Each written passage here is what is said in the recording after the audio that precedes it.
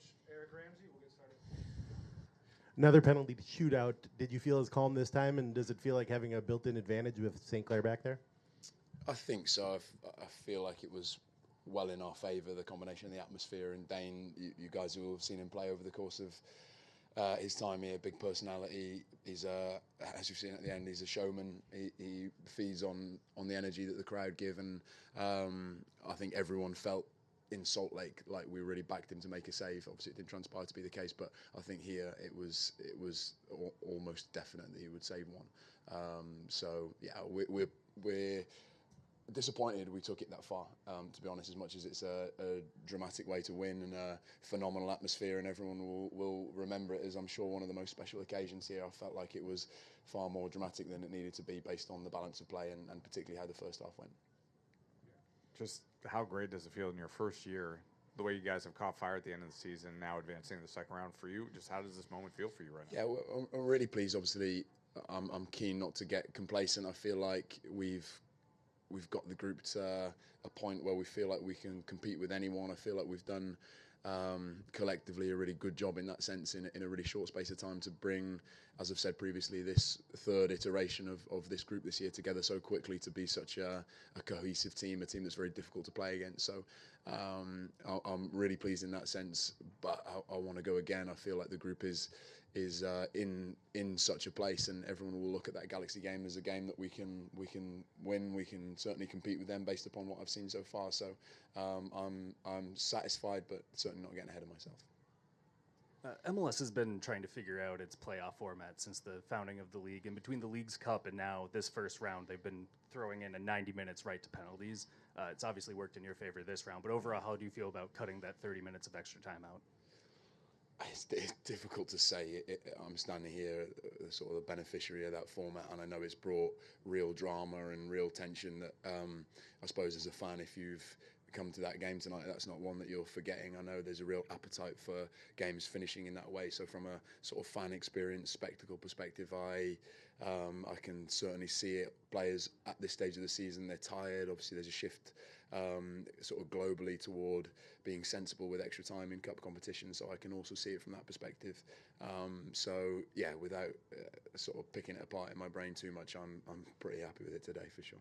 And then just bringing it back to today, you've left 3 subs unused, and obviously it being in this is your decision to make, right? Was there any sort of consideration of bringing in additional fresh legs for that shootout? Well, yeah, typically we do. I think we're one of the more active benches, I would say. I'm always one of those coaches that's minded to make changes from multiple perspectives. How can we freshen up from a defensive perspective? How, as that game opened up, could we get players on the pitch that could really hurt the opposition on the counter-attack? But admittedly, it was, I think, because of the penalty shootout, because of the balance of play over 3 games, it was quite a difficult set of circumstances to navigate from the bench, because there were a couple of minutes where you felt like we could go on and win it quite comfortably. They had a couple of minutes where you felt like we'd probably be better off shutting shop and trying to restrict the spaces that seemed to be opening up. So I felt like from a coaching perspective it was a tough one, hence why we made pretty balanced decisions with the subs and opted for 2 rather than the sort of normal 4 or 5 that we would have used. And I'd also say the state of the game was pretty unique in that second period, where they've put every attacking player they possibly could on the pitch without much structure or shape, so it was difficult to throw players on with a very concrete idea of what solution we could help them provide. So yeah, I feel in hindsight it was probably the most balanced way we could have approached it.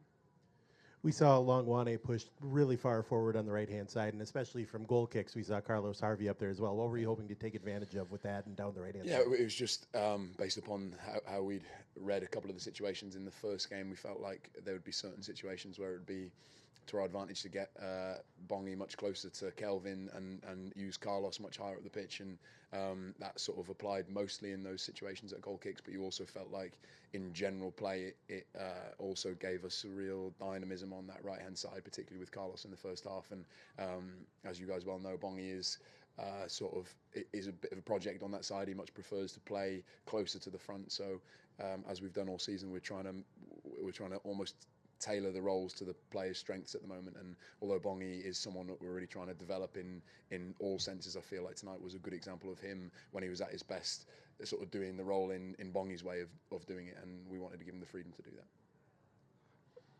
one particular scary moment of trying to play out the back with Carlos Harvey and Bongi. Is that by design, or The would you like? scariness is not by design at all, no. But we've wanted a edge toward a team that can strike that balance better between having more control possession and counter-attacking and playing with a really good rhythm. We've obviously got players in our team that are very goal-orientated, so I've wanted to embrace that as opposed to try and become a team that is too passive with the ball. We're a team that can play a really good rhythm of the ball, but I feel like over the course of this last 10 games we have really evolved in terms of how we look in the first third, how we can bring a team on top of us and then attack very quickly through them. And I think in the first half you saw that really, really well, second half less so. But with that comes moments like the chance that they created off Will Trapp's turnover when we were in Salt Lake, a couple tonight. But I think the risk is probably balanced with the reward, and I feel like if you were to take all those instances over the course of the game, you'd have seen us make some good chances through that. Both goals looked like they came from fortunate or heavy touches from the person who assisted them on both sides. Can you just walk us through both goals, what you saw? To be honest, I haven't got a very obvious picture of ours in my mind, but obviously I know it was a really good finish on a big day for Rosales, who's had a baby today. It was going to be 50-50 as to whether he was going to play or not.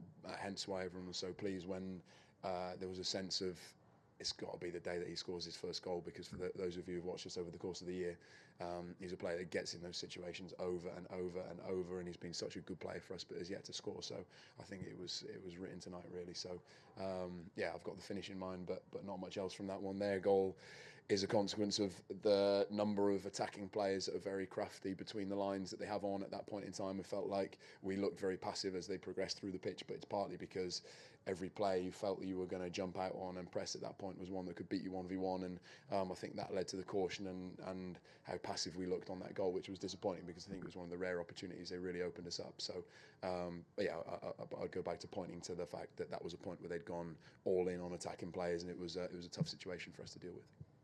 Is it frustrating at all now knowing you have to wait, I believe, 3 weeks to play again with such momentum that you guys have built up? Yeah, I've got to say it's strange because you feel like you're hitting the climax of the season and we've got real rhythm, and I'm sure Galaxy feel exactly the same way.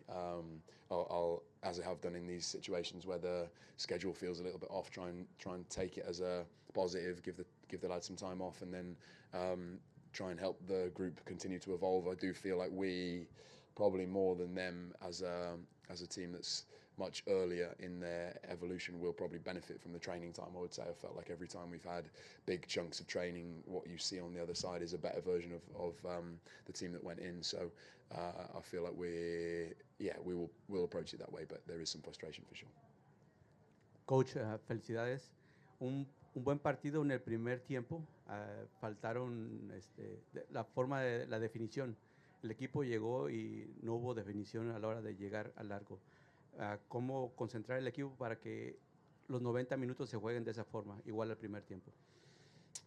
Es difícil por las circunstancias con ellos, porque con la necesidad de ganar, ellos han usado todos los atacantes desde el banquillo, y para nosotros crea una situación muy difícil de leer desde el banquillo, pero también para los jugadores es difícil adaptar, y sentía que fue obvio que ellos iban a tener un periodo de éxito de ritmo por la necesidad de ganar, de atacar, y es solo para mí una lástima que en el primer tiempo no hemos marcado más y no hemos usado nuestras ocasiones muy claras, porque yo creo que es uno de los mejores periodos de fútbol para nosotros, el primer 45 minutos, porque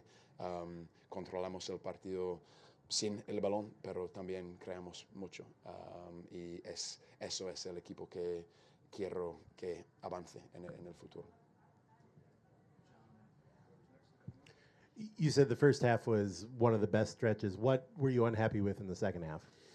Oh, it wasn't. I felt like there was an inevitability around them having a period of the game where they were difficult to play against, because just the nature of sort of how we look at our best, where we're very tight, very compact.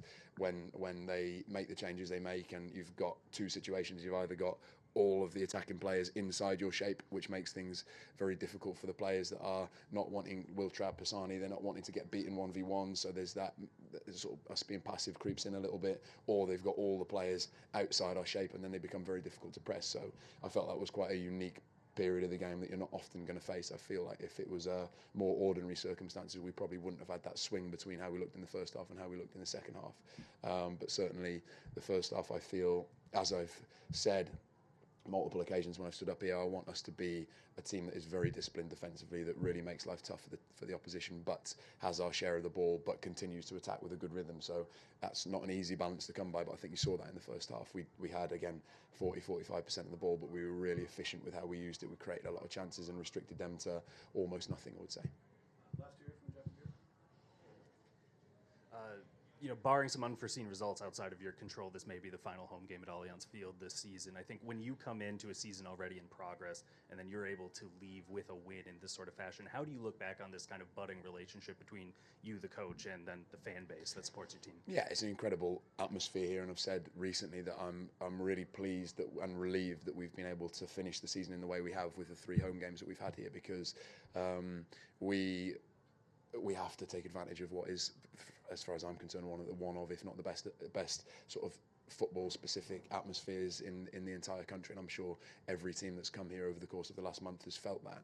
I think we've got a bit of a sour taste in our mouth for that middle period where, for circumstances beyond our control, to an extent, we were not able to sort of give the fans what they probably deserve here in terms of really competitive performances, really exciting, dynamic football, which I feel like over the course of this game, St. Louis, Colorado, we've really had that. We've been a really good version of ourselves, and I would say we're a very exciting team to watch in that sense, which is it's a difficult balance to strike, to be a team that is very difficult to play against, but also very exciting to watch. They're almost sort of 2 different mentalities that go with that, but I feel like we've captured that in the last 3 games. So hopefully, if it's the last one, then it's scene set for next year.